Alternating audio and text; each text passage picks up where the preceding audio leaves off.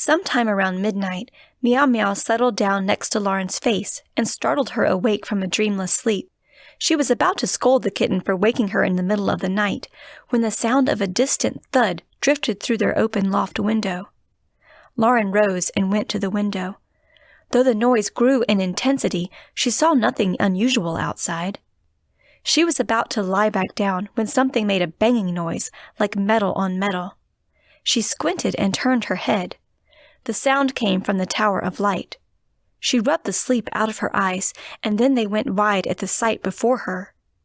It was the Knight Protector struggling with the acolyte of the Violet Order on the top floor of the tower. As the two men grappled with each other, they edged near the tower's large, glassless window. Lauren's vantage point from the loft window allowed her to see both men from the waist up. With the tower's light illuminating them clearly, she could make out what looked to be a hatchet in one of the acolyte's hands and a hammer in his other. The Knight Protector didn't appear to be armed. Lauren's heart pounded. The metal-on-metal sound was the acolyte's hammer hitting the knight's armor. Her muscles tensed. Should she wake the boys and lead them dashing out to help the acolyte? She ran a hand through her hair. She didn't want to call attention to themselves and warn the Knight Protector of their presence, but she had to do something.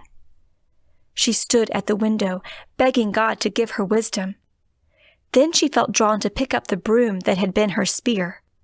As her hand wrapped around the middle of its shaft, an aqua-colored light flowed over her hand and up and down the shaft, as it had done when she'd picked up the spear for the first time.